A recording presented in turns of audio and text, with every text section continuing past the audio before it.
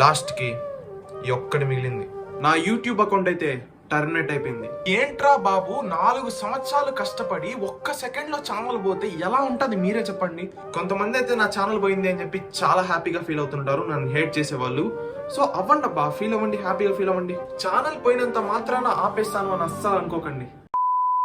Hello guys, అందరికీ hi అనమాట. ఎప్పుడు ఎక్సైట్మెంట్తో హ్యాపీతో మాట్లాడే నేను ఇలా మాట్లాడాల్సి వస్తుంది. అసలు ఇలా అవుతుందని అస్సలు ఎక్స్పెక్ట్ కూడా చేయలేదు, అసలు ఎప్పుడు ఆలోచించలేదు కూడా ఇలా డిలీట్ అవుతుందేమో అని చెప్పి. ప్రశాంతంగా నైట్ సినిమా చూసి వచ్చి పడుకున్నా మామ.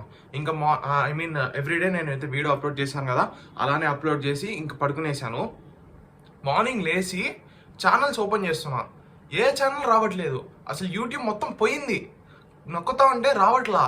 ఏమైందిరా అని చెప్పి భయపడిపోయి జీమెయిల్ ఓపెన్ చేసి చూస్తే your channel has been terminated అని వచ్చేసింది. అసలు చూసిన వెంటనే షాక్లో నిద్ర లేసిన వెంటనే షాక్లో లేసాను. ఏంట్రా బాబు, 4 సంవత్సరాలు కష్టపడి ఒక్క సెకండ్లో ఛానల్ పోతే ఎలా ఉంటుంది మీరే చెప్పండి.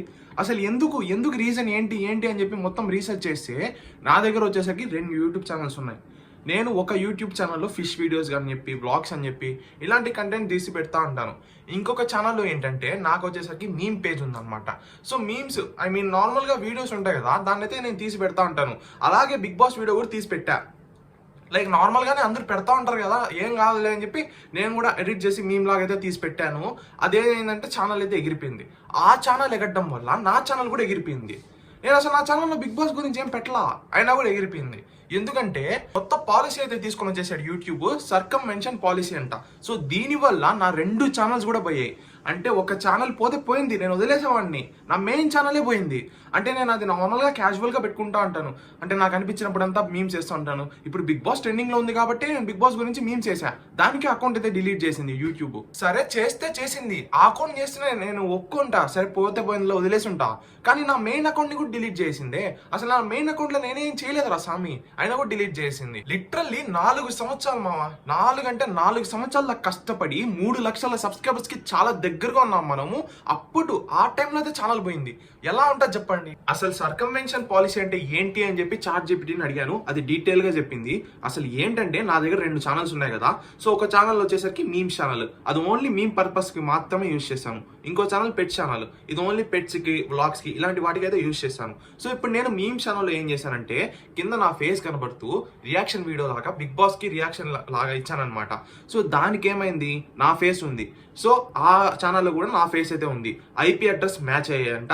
అండ్ AI ద్వారా, ఇప్పుడంతా AI కదా, సో AI బాట్ ద్వారా వాళ్ళైతే మ్యాచ్ చేసి ఆ ఛానల్ డిలీట్ అయిందని చెప్పి, ఇది కూడా వీడి ఛానలే, ఈ ఛానల్ కూడా డిలీట్ చేసేయాలి, ఎందుకంటే యూట్యూబ్ పాలసీస్ని వీడు ఇచ్చేస్తున్నాడు అని చెప్పి ఈ ఛానల్ని కూడా డిలీట్ చేసింది యూట్యూబ్.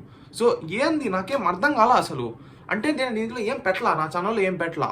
నేను నార్మల్గా క్యాజువల్గా రియాక్షన్ ఛానల్స్ పెట్టుకుందామని చెప్పి అలా పెట్టుకొని దాంట్లో మీమ్స్ లాగా దాన్ని చూసి రియాక్ట్ అవ్వడం ఇలాంటివి చేస్తూ ఉన్నాను. సో దానికే ఛానల్ అయితే డిలీట్ అయిపోయింది. అసలు ఏంటో నాకు అసలు ఏమీ అర్థం కావట్లేదు. ఇప్పటికి కూడా నేను చాలా బ్లాంక్లో ఉన్నా, నాకేం అర్థం కావట్లా, బ్లాంక్లో ఉన్నా ఇప్పటికి కూడా. అప్పటికీ ఏంటంటే నాకు ఆ మీమ్స్ ఛానల్ మీద హోప్ లేదు, అది ఎప్పటికైనా పోతుంది అని చెప్పి నాకు తెలుసు. అయినా కూడా అది పోతూ నా ఛానల్ కూడా లాక్కొని వెళ్ళిపోయింది. అదే నాకు బాధగా ఉంది. ఛానల్కి అప్పీల్ కూడా పెట్టాను.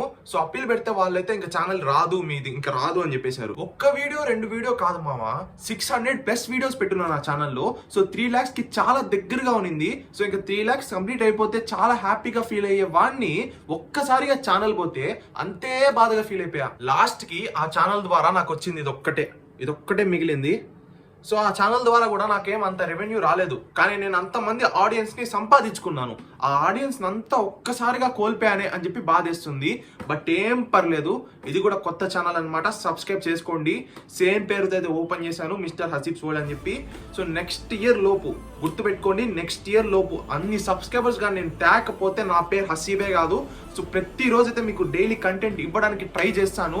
సో గుర్తుపెట్టుకోండి, ఖచ్చితంగా మనమైతే నెక్స్ట్ ఇయర్ లోపు 3 లక్షల సబ్స్క్రైబర్స్ కొడుతున్నాం అంతే. నా వల్లే ఇలా అయిందనమాట, మొత్తం నా తప్పు వల్లే అయింది. అలా కానీ నేను సెకండ్ ఛానల్ కానీ క్రియేట్ చేసుకోకుండా ఓన్లీ ఈ ఛానల్ మీదే కనుక ఫోకస్ పెట్టుంటే ఇప్పటికీ మనమైతే 3 lakh సబ్స్క్రైబర్స్కి దాటేసి ఉంటామన్నమాట. సో ఇంకా నుంచి అయితే మీకు డైలీ మంచి కంటెంట్ ఇవ్వడానికి ఖచ్చితంగా ట్రై చేస్తాను. సో మీరు ఇంకా సబ్స్క్రైబ్ చేయకపోతే సబ్స్క్రైబ్ చేసుకునేయండి. సో మీరు నాకు ఎంత ప్రేమ చూపిస్తారో ఖచ్చితంగా సబ్స్క్రైబ్ చేసుకొని చూపించండి.